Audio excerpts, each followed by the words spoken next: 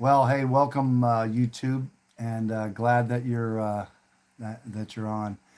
This is going to be an interesting video. I'm just going to share my heart and how I feel about the film "It's a Wonderful Life." I have a personal connection to that. So right now, I'm looking at my computer and I'm doing a group call, and so you won't hear what they may be asking, but I'll try to repeat the questions if that's relevant or not. If you haven't seen the film "It's a Wonderful Life," I highly recommend it. But anyway, I just wanted to we're going to get started here in probably about 3 minutes, and so anyway, we'll see how that all works out. But so if you come in, that's what we're doing. We're just going to do a little call and talk a little bit about some stuff. So, um, and I don't know if people will trail in and all that. So hope you'll come back around and watch the watch the video. If you're not catching this live and you're watching it, well then, if you do, write in the chat below when the first time you saw "It's a Wonderful Life," and that you watched it and that you thought it was a good film. So whatever that was, because I'm going to talk a little bit about that for myself, and so we'll see how it goes. All right. But so anyway, there's could be some interaction. I don't expect that there'll be a lot of interaction, but hopefully there'll be some people on our call. But if you're on, that's all that really matters. So that would be cool. Oh, good. So, Celias, I won't pronounce that right. Celias, watched it several times. Oh, that's good. I'm glad you're on, and I'm glad that you told me that. That's really cool. So let me launch this and go ahead into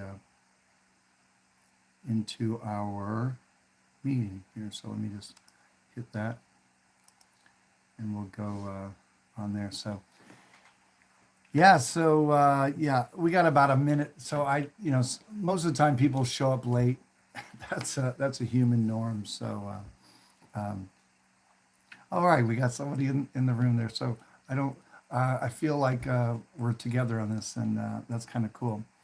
So yeah, it's a wonderful life. That's what we're going to talk about tonight, and so today's date is the 21st of December, and so we're approaching Christmas, and this film comes up in in during Christmas time. Now the interesting thing about it is that it's not a Christmas movie, although the ending scene is Christmas, but it wasn't produced as a Christmas film.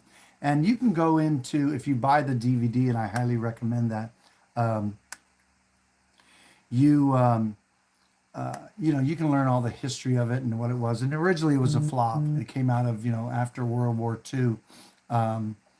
They people weren't having this sentiment. Interestingly enough, is this film is very relevant to today, and we'll talk a little bit about that as we get into talking about the particulars, and with what's going on is exactly where we are today, and so I find it very relevant. One of the things that I wanted to mention is that I have an interest in wanting to produce or be a part of producing this film, a remake. And I'm not necessarily a big fan of remakes. And of course, nobody can remake in the true sense of this film. This film will always stand on its own because of the excellent performances and how heartfelt it is. The characters are just endearing. But I did see that it would be a good time, and I've thought about this for I'll bet I've over 10 years I've thought about wanting to do this as a remake. I'll tell you, when the original couple that I wanted to have as George Bailey and Mary, and that was Tom Hanks and Meg Ryan. The young Tom Hanks and Meg Ryan would have been a perfect remake of It's a Wonderful Life. But at this point, the way I feel about it is that it should be two unknowns as George Bailey and Mary, okay, and then I could see all of the minor characters in the film being played by major stars. That's what I'd like to see happen. And it's interesting is I wanted to talk to Ron Howard to see if he would do a remake about it. And I have his contact information. But the problem is you can't get to Ron Howard without having an agent. So I have to come up with an agent in order to reach out and have a conversation with Ron Howard to do the remake of this film. So I'm not done yet, and maybe that's what's going to happen, and maybe that dream of what I thought would be a good film would be appropriate today. And I don't see that I don't think I would want it be that it would be the same as being taking place in at the end of World War II, but that it would take place right now and with the current banking systems that are failing right now. And so I think that could be a very modern version of It's a Wonderful Life with the same heartfelt performances. I like to see that. So another thing about this film that's near and dear to me is I'm a big fan of James Stewart. Now, my mother was a big fan of James Stewart. She loved, maybe that's part of it. And he's got a lot of films, and I have a number of his films that I really like. And my mom bought me his biography and all that. So a few years ago, I guess it was back in 2003 or seven or some, I think it was 2007 or so. James Stewart was still alive, and it was on my heart to write to him and tell him how much I appreciated this film and his work that he's done. He's always played a good character. I like that about him, and so my ex-wife's best friend is, well, I should say was Catherine Brubeck, Catherine Yagsizian Brubeck. Anyway, and that's the daughter of Dave Brubeck, the jazz, the father, one of the fathers of jazz, Dave Brubeck, and so we knew the Brubecks and interacted with them, and so I asked Catherine if she would ask her dad if she could get me James Stewart's address so I could write to him, and he did, and she did, and I wrote to him, and I just told him how I felt about him and about his work, and I sent him a poem that that was called "Tell Him Now," and the poem, you can look it up.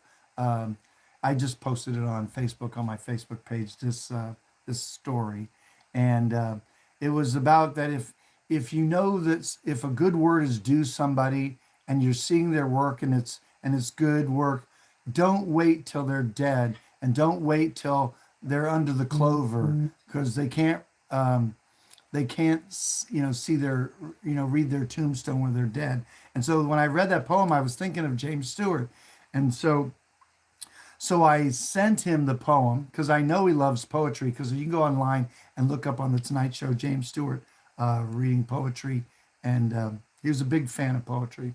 So I sent him the poem, and I told him that this poem, I thought of him when I was reading this poem, and so anyway, I sent it to him, and he wrote me back, and he thanked me for the poem, and he thanked me for the kind words that I had, and he wished me, wished me well, and that I would have a wonderful life. Anyway, so I have that letter and the envelope, and I framed it and I put it in my office, and so this film means a lot to me, like really. So anyway, that's some of the backstory with respect to It's a Wonderful Life for me. Now, the first time that I had seen this film, I was living in Council Bluffs, Iowa, and I was part of an outreach program, And the leadership in this Christian ministry that we were part of had us over to his house, and it was during the holidays, and he wanted to play this film because and I had never seen it before, and I don't know that anybody in there had seen this film before, and uh, and he says it's not necessarily biblically accurate.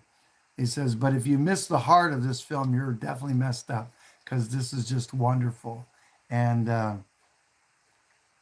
and so it's. That was the first time, and I remember watching it, and of course, I don't have to think much about the film to begin to cry. That's how connected I am to all of a lot of the elements of the film. Now I'm kind of strange when it comes to watching movies and films, and that is because I I really want I really want to be moved by the film or any film that I watch. And I can't say that every movie I watch I'm drawn into and all, but excellent films or films that I've seen before that I think are very very good on a number of levels, um, different genres and all that. But I watch a film where I'm wanting to feel what the characters feel. Like let's say the the main character um, feels, and so I will go into that and empathize or sympathize with the the main characters, and I want to feel what they feel. So, and I've practiced that for quite a while. So I'll watch a film from a certain level of being drawn in, and I purposely want to be drawn in because I want it to. So it's kind of like a drug to me. When I'm watching a film, I'm like I'm there. Now, not every film, plays that out, but certainly dramas and certainly films that have good writing and are drawn in. So that's what happens for me when I'm watching this film. And it is this film, It's a Wonderful Life, is quite moving. But so and then I say these things that God speaks to me through films. Whether that's true or not, I feel that way, and so I'm listening and watching from a place of intensity, and I've kind of developed uh, that way of watching a film. Now, when I buy movies, I don't buy movies to watch. I don't usually do that. I don't want to waste my money. I'll buy I buy movies that I would watch again and again and again. And I'm building a library of films so that my children and my children's children, my grandkids, can watch classics and films that I think are worth their weight in gold. So again, this is how I come to the table and and watch films, and this film is no different. This film is special in that way. So so yeah, I and so when I think of the film, opening up and how it opens up, and if you haven't seen the film, that's okay. Then or you can just pause this video right now and go watch the film, and then come back. Then you'll be able to relate to some of the things I'm wanting to talk about, and so. But the film, opens up, and there's a lot going on, and um, it's you're drawn right into there's some sort of calamity because the whole town is praying for George Bailey, and of course you don't know who George Bailey is, and the scene takes place up in heaven. They're hearing all the prayers, and I'm moved by that because I'm kind of I'm a romantic. I want the best things of life. I want I'm a romantic. I love and jazz and music, and I love beautiful nights out, and I can see how beautiful humanity is, and what its hopes are. So when I think of love and romance, I'm a romantic when I see this stuff in films. And the reason we make films is to move us to some worthy cause or something like that, you know. But sometimes when I think of romantic love and the romance between people and the best parts of people, it gives me hope about people. And one of the things I love in films is when there's a bad guy, a bad character or something, and all of a sudden what's happening in his life is transformation, and he's turning into someone good. It's the story of A Christmas Carol and Scrooge. And, he's a mean old guy, and there's people suffering all around him, and he really doesn't care until that night where he's visited by those ghosts, and it transforms his life. And it's a struggle, and it's terrible. And so that's kind of what's going on with It's a Wonderful Life. And so we get drawn in right at the beginning of George Bailey's, the angels talking to Joseph. Who, was that Saint Joseph or whatever? It seems very Catholic in its nature. This, saints in heaven, and pearly gates and all. But there's an angel, Clarence, an old jolly guy character, and he doesn't have his wings yet. And so they give the assignment of helping George Bailey in his greatest times of needs. And his greatest need wasn't what's going on with George Bailey, but that he's throwing away his life. And in the film they call, that's the greatest gift is your life and what your life is about. And that's why this is such an important film, because if you don't realize how important you are and about how the impact that you can have in your family, with your friends, in your community, in the world, then you don't realize you haven't seen yourself from the people around you or the potential of the people around you in your life.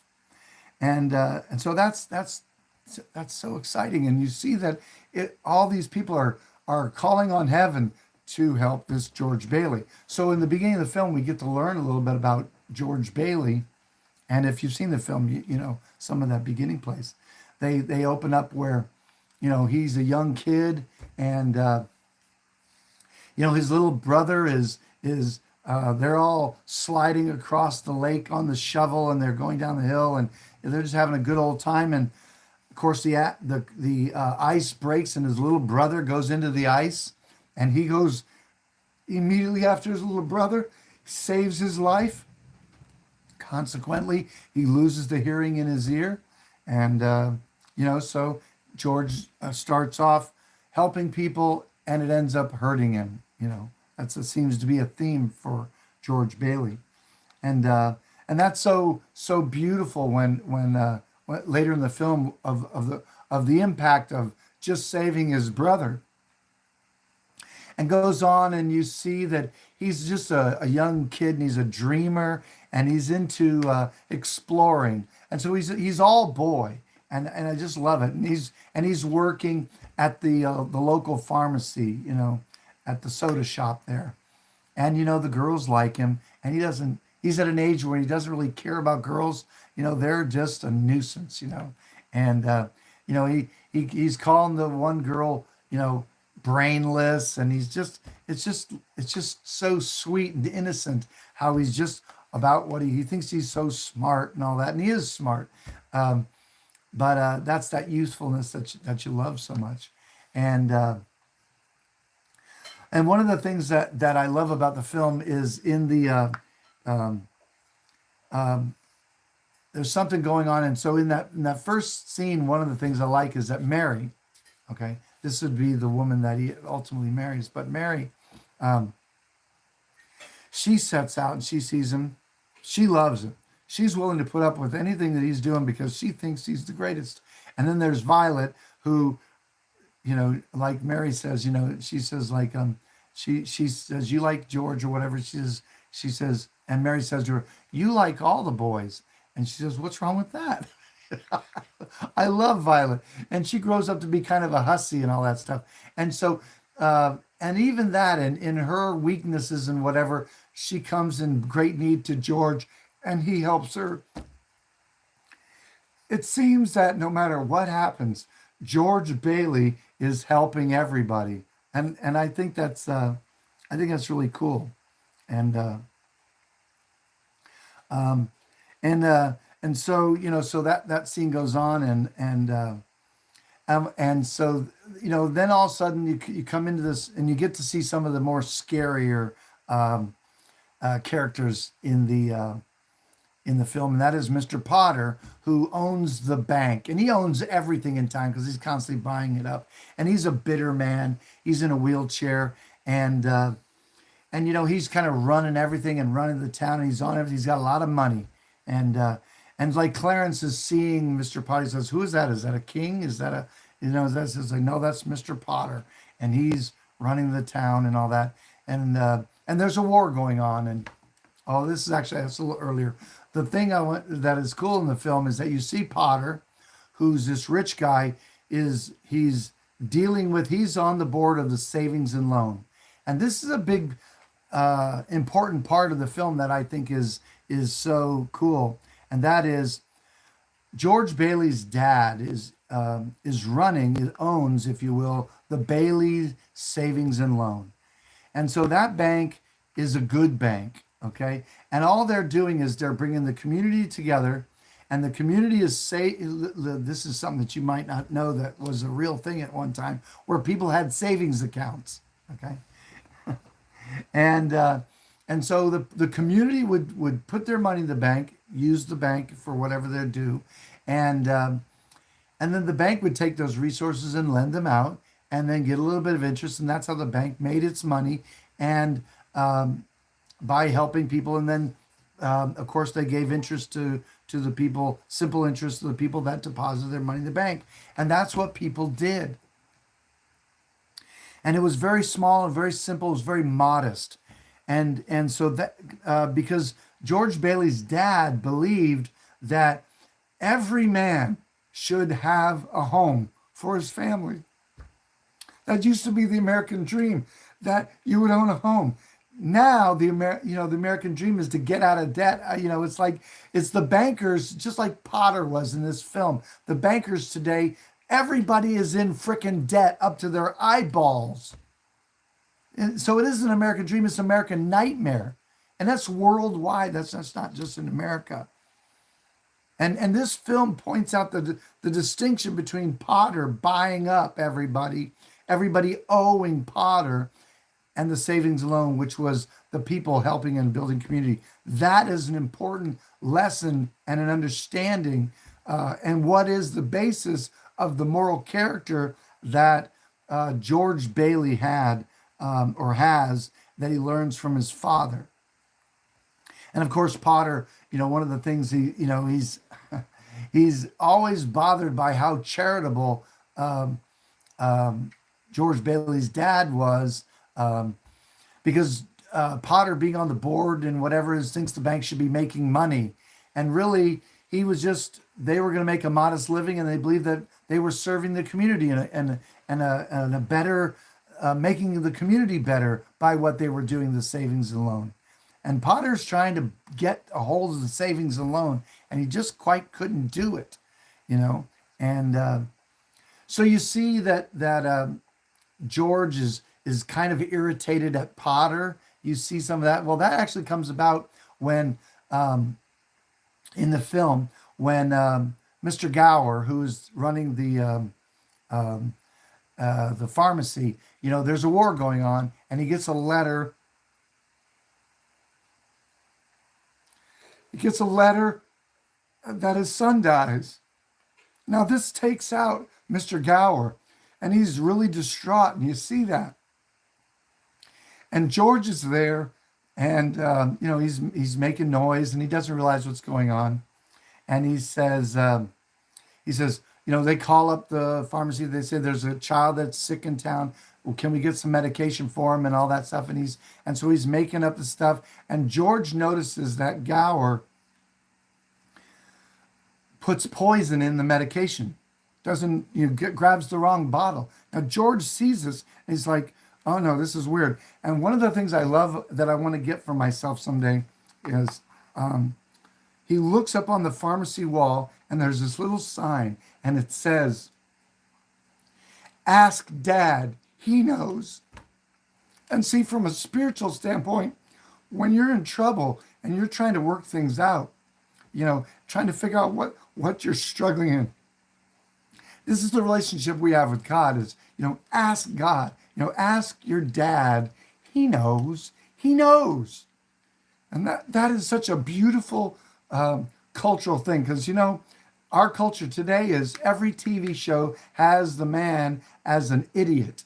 And the wife is pretty much a man because she's got all the testosterone running on the show. And the children are the smartest.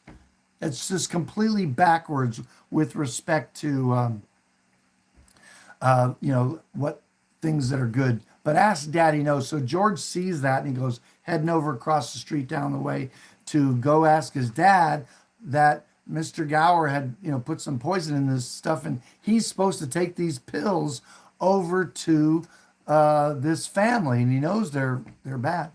So anyway, it's quite a while. He goes in, he's distracted by his dad fighting with Potter. And he starts squaring off with him. And he's, it's just exciting. And so he forgets about going over to the family, and he comes back in, and Gower's upset. He's ticked at him. He's like, or they're calling for this medication, and he starts yelling at George. He's like, you're screwing up. You're doing all this. You're not paying attention. They're in trouble here, and he starts hitting him, and he hits his bad ear. And his ear's bleeding. And he says, Mr. Gower, he says, you put poison in that. You take a look. Look where you got the bottle from. I love the moment where Mr. Gower falls to his knees and he's like, oh. He realizes, how he was treating George, and they made that change. But what they were showing in the film that I loved is that Gower was so humbled by George's character. I love that. And the angel says, this is all being set up, learning about who George Bailey is. And the angel's like, did he ever tell anybody about that? Not a soul. George kept that secret. That's love. And so that's just wonderful.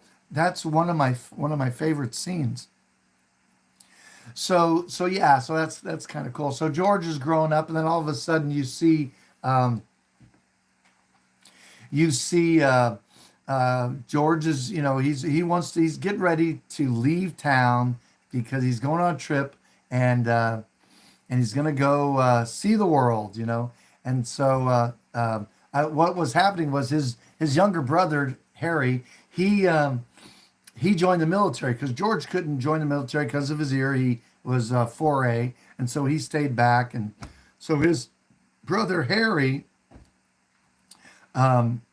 is a pilot, and he was a war hero. He became a war hero, right? And so what the agreements was when he comes back, that he would. After the war, he would come back. He had gone to school or whatever it was, and that he would come back and deal with the savings and loan. And George would go and pursue his career and his life, wanted to be an architect, and all that. And here he comes back. He's in love with somebody. He gets an offer to be a part of a big deal, and all of a sudden, those plans that George had were, eroded away. He missed an opportunity. It's not going to be able to go. And you see that dejectedness that George is experiencing, but he kind of he stuffs it. He's like, something else, something better. He's always making better choices, and but Mr. Gower gives him a suitcase, and it's all everybody's excited, and but it doesn't quite happen, and he's older now, and they're doing a big party, and they're going to do a graduation thing, and there's a dance, and you see Mary comes of age, and she's in love with him, but he doesn't quite see her. So you see this conflict. You're seeing them really, really struggle, and so you see the romance between George and Mary, and that develops, and that's beautiful too. So there's a lot of sweet little things in that part of the film. I can just think of a bunch of them, and. So ultimately, they're they're doing some romantic, and George Bailey's dad dies, and so consequently, there's a board, and they want George to run the savings and loan and take over his father, and he doesn't really want to do that because he has plans of his own. He didn't expect that his father would pass, and there's the board, and they're all wanting George to be running it, and there's Mr. Potter, and he's in charge of the board, and Potter's getting ready to buy up the savings and loan and get it, and George is there. Look at the difficult place George is in. His father passes. He doesn't really care about the savings and loan because that's his dad's thing. And so now Potter's coming in. Now George, and this is what I like about Jimmy Stewart. Jimmy Stewart's characters are always this way. He doesn't care, and he wants to do his own thing and all. And then there's some injustice, and it's like, can't walk away from this because this is just wrong. And another good film that Jimmy Stewart does that kind of thing in is, if you have never seen it, the man. I think the film's called Who Shot or The Man Who Shot Liberty Valance. It's got James Stewart, John Wayne, and Lee Marvin in that film, and there's some other big actors in there. I want to say it was Scatman Crothers. Maybe I don't remember. But anyway, there's another wonderful, wonderful film. So George is now holding on the savings and loan, and then the stock market crashes, and there's a run on the bank, and George is getting ready. He's marrying Mary, and they're getting ready to run off on their honeymoon. And just as they're pulling away, there's the run on the bank, and there's this. They're running. All these people are running into the savings and loan. He's like, "Oh my God!" So they don't even get out of there. They get out of the car. They got to go over and rescue the savings and loan. And George Bailey's dad's brother, Uncle Billy. He's been kind of managing it and all that stuff, kind of bumbly in and of his own right. And, they're just trying to hold on to the savings loan. So it's just a kind of a cool thing to see. There is George again, sticking around when things are falling apart. George is going to stick around and put his life second to whatever calamity is going on. And that moment in the bank is also just lovely, where the little lady, she's looking for a little bit of money. He says, like, look, that's a loan. We'll give you a little bit of money. They're trying to hold on money in the bank, and just so that they can keep their books straight. So anyway, some of that stuff works out. The savings loan is saved, and which is wonderful. And then all of a sudden, under George's tutelage, the savings loan begins to start building houses for the people in the town. So even after the calamity, they start building little places, and everybody's owning their own place. And so Potter, who was renting to everybody, is losing renters because of the Bailey's savings and loan. And Mr. Martini, who runs the local bar, and he's Italian, and George Bailey puts the martinis in their home, and he gives them bread and wine, and they're just celebrating with these people prospering together. And I think it's just lovely. And so you get to see again George is doing something, and then Harry shows up, one of his friends, and is offering George an opportunity in plastics and stuff. And George can't quite get away. He's got his family and all that, and he's like, "This is going to be a big investment," and he misses out on that opportunity. So so George. He and Mary get into their house. They fix up the old house, and they have it there. They don't ever go on a honeymoon. Their honeymoon's in this old, dilapidated house, and then some time passes. They have children, and they're in the busyness of all that. Things are doing really well, and and Potter never was able to get a hold of the savings and loan, you know, and then all of a sudden that bumbly Uncle Billy has an $8,000 deposit that never makes it into the bank, and they can't find it. What happens, is that he accidentally puts it in a paper because Harry's a war hero, and they're coming home to do a big celebration of George's brother Harry Bailey. He got a Congressional Medal of Honor, and so the Baileys are really looking good, and Potter's looking really bad, and yeah, and so Potter gets the $8,000 because he basically knows that it was supposed to be a deposit and all, and so he's stealing it, and and that's the end of the savings loan in the sense that now they're gonna they can't balance their books. They got the bank examiner there. It's a calamity, and it's interesting is Uncle Billy was responsible for it, right? And and even in that moment where Uncle Billy's in trouble, it's George Bailey that's stepping up to be responsible for the moment. And it's not that that he thinks that he's really responsible. It's just that he's always trying to do the right thing, and the way how it looks matters. And so he's worried about the scandal of the bank and what it'll mean, and for his family, and that there'll be lawsuits, or that there'll be criminal charges and all that stuff. And so all this is playing out, and in the midst of all this, there are all these endearing characters, Bert and Ernie. Bert's the cop, Ernie's the cab driver. It's just delightful, and so this is bad. And so now, this problem of losing the $8,000, comes to where George has to actually go to Potter to borrow some money. And that's a great scene where he's meeting with him, and he gets all creeped out. It's like he's like, well, George, you probably hate the savings and loan about as much as I do. And so, this is your lucky day. I'm going to offer you a job. You're offering me a job. This guy George Bailey. And he says, yes, you George Bailey, whose ship has finally come in.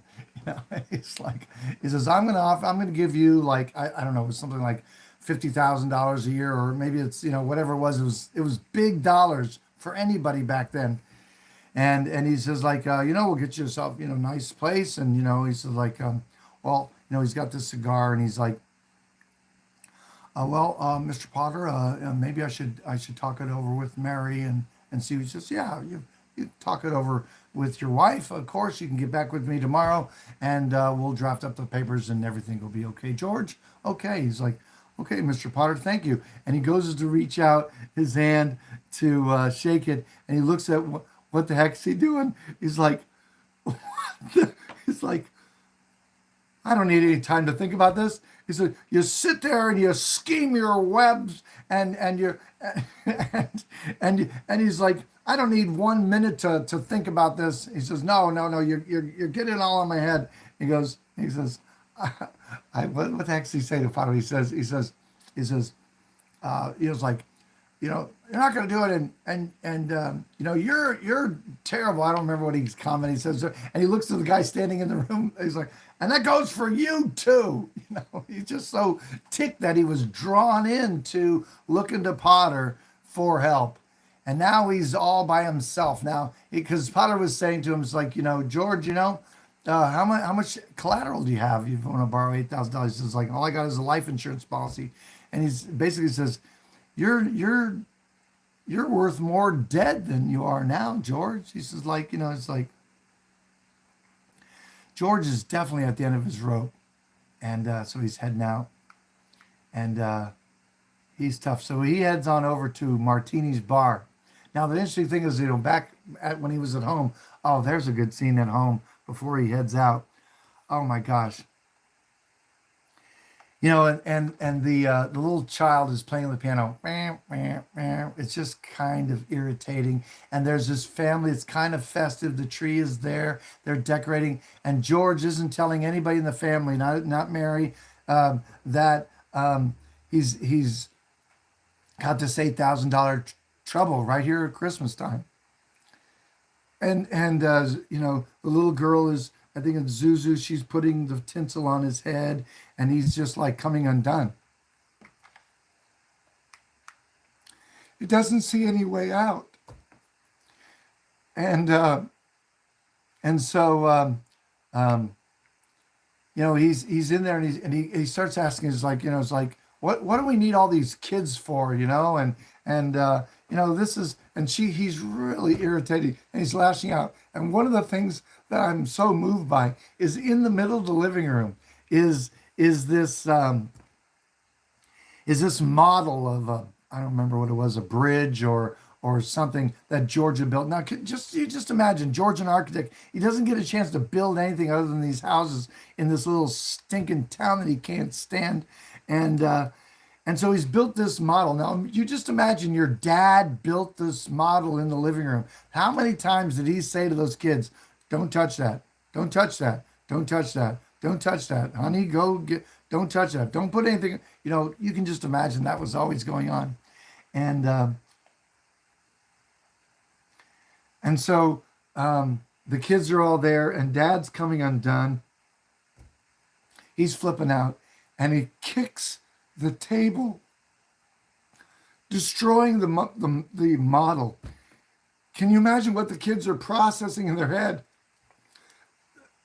That their dad, they knew it was like a prized possession, and he just destroys it.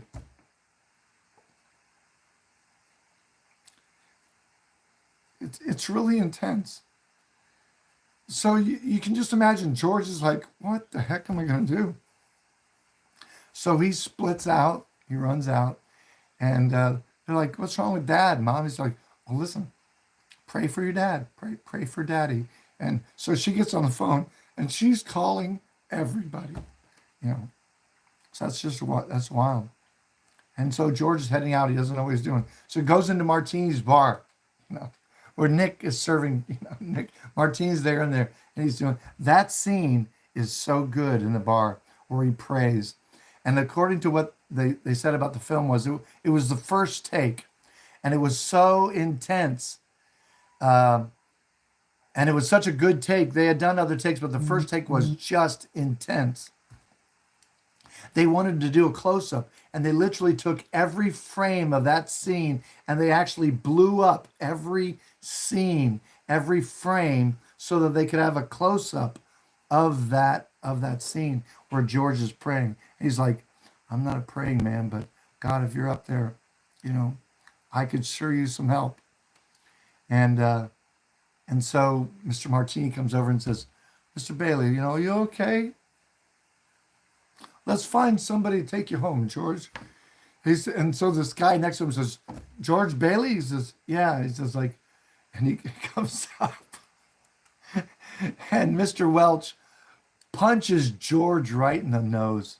It's like, oh my God. Oh, it's just so good. So, see, George had, Zuzu, George's daughter, she was at school and she had a flower that she was enjoying. And she had a cold, and the teacher, didn't put a jacket on. So George was chewing out the teacher on the phone. And Zuzu, his daughter, was up in the bedroom, and he's just really tender with her. And she's got some flowers, and the flower petals come off, and he's trying to fix them. And so he takes the petals and he puts them in his pocket because he doesn't want her to think that there were missing parts to her flower. It's really a cute scene. So they. So anyway, so he had chewed out Mrs. Welch, which was Zuzu's teacher, and so Mr. Welch is in the bar having a drink because his wife went crazy being chewed out by George Bailey, So Welch punches him. So just imagine that heartfelt prayer: God, please save me, help me out here. And then all of a sudden, the answer to the prayer is you get punched in the nose. Man, George is not having a good time. And so he takes out, and he runs down and he's going for the bridge. He's going to take his life because he doesn't see any other way. And so he's praying, even on the bridge, that he could um, some other way. He doesn't want to die. He's got kids. He's got a wife he loves, but he doesn't see any other way. So Clarence, as the angel, is figuring the only way to save George is to jump in the water. And so he knows George so well. And so he jumps in the water, and George is like, oh, here's someone needs help. So imagine how what George's life is about. Here he is in his darkest despair. He's going to commit suicide, and someone needs help. Well, you got to put off committing suicide today because you got to go help somebody. That's who George Bailey is. So he saves Clarence, and they're in the little bridge house, and they're drying all their clothes. And Clarence is like, "Yep, I saved you." And that whole thing where Clarence tells him he's an angel. He's like, "What is going on?" And that's when they figure out that the solution to George's problems that George figures is that he'd have been better off if he'd never been born. And the angel says, so no, don't talk like that. Everybody's life is sacred. It's important. Then he gets the ideas like, wow, maybe that's it. Maybe that's how I got to show George how important his life is. He gets to see what his life was like. It never existed. So that plays out. Oh my gosh, I remember one of the funny scenes is when he's in there. He's in Martini's place, and it isn't Martini's. It's Nick, and Nick was someone that was working for Martini. And he says, it's like, so we'll have a drink, so he's talking to Clarence is talking to George about getting his wings. He says if he does a good job, he'll get his wings. And he's like, hey, don't talk like that around here, Bob. He says well, I'm here to help you. He says, well, you wouldn't happen to have $8,000, would you? He says oh no, we don't have those kind of things like that in heaven. He says, well, it comes around pretty handy around here, Bub. And so he says, so they're ordering drinks, and he says, Nick says, we serve strong drinks to get men drunk, He says, and so Clarence is ordering some sort of a warm, hot toddy or something like that. He's like, we don't got that. And he says, they're calling him Nick, and no one ever calls him Nick. Because it isn't Martini's anymore, because Martini turned into a drunk, and he wasn't, he's not around. Never had a bar because he never had a house because George wasn't around, and so Nick says okay, you two fruitcakes, out you go, out the door or through the window, or do you need a convincer? And so they throw him out of the bar, and they're trying to figure out what's life. And so George's whole world is coming undone because nobody knows him. Everything in that town it's Pottersville now, and nothing looks like it did because George Bailey wasn't alive. So you get to see how beautiful it is that the impact of George Bailey's life. And one of the unique things was they were saying that they were talking about Harry. Harry never was there. He says my brother got a Medal of Honor. He got a Medal of Honor from the president or whatever it was. And he says, George, Harry never got that medal because you never saved Harry. Harry drowned. He says he saved all those men on that transport. He says all those men died. All those men died because Harry wasn't there to save them. So you just see this massive impact that he says, George, you actually lived a pretty good life. And of course, Mary's just the librarian. She turned into a spinstress, and what's her name? You know, Veronica or whatever her name was. She was in trouble with the cops, and there was no Bailey Savings and Loan, and his mother, didn't recognize, didn't know him.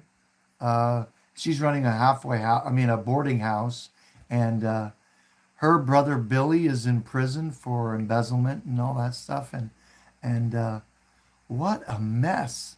What a mess! So as it all comes around, and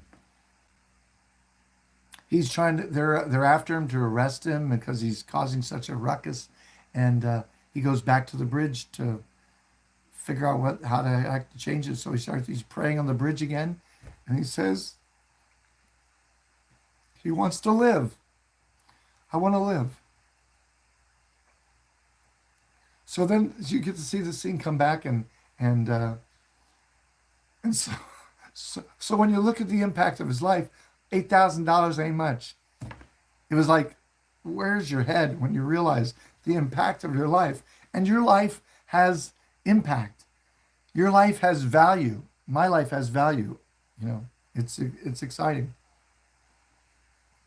We don't always get to see that. That's what's so sweet and endearing about this film. And of course, the end, comes about, and it's just wonderful. And so you can see how it's a wonderful life. You get to see how George, because of what happened, that Clarence gets his wings, and they all live happily ever after. It's really quite a lovely story. So anyway, yeah. So that's some of my thoughts on It's a Wonderful Life. It's a great film. It's just lives for me. I know I can think of all these scenes. Everything from Bert and Ernie singing in the background, and all the water coming in the house. It's just so tremendous. And all those people he helped they all came in for him, and they came up with more money. Harry came in, and Mary wired and said George's in trouble. And of course, what was it? Um, um, what's Sam Wainwright, who was into plastics? He's a millionaire. He says, Mary wired me and said you need some money. I ordered my bank to give you whatever you needed. It's like the thing that George missed was the impact that he had on the people around him, and he never called in help. He always was helping everybody else, and he forgot that they all were there for him. So that was something he really learned, was that, if you have friends, you're very, very rich. Isn't that a lovely thought, huh? So anyway, so I'm gonna let you guys go on YouTube, and I'm thankful that you're on. I hope you have nice stories. I hope you have a nice Merry Christmas, and love those people that you're with. You matter, and I hope you have a lovely holiday. And we'll talk to you soon. Okay? Yeah. And so you people that are on